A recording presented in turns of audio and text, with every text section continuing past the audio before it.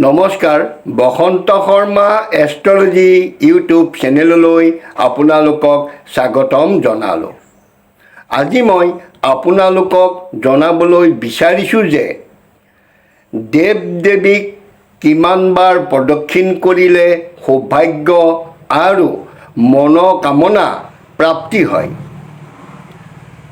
জানকচোন দেৱ দেৱীক কিমানবাৰ প্ৰদক্ষিণ কৰিব লাগে।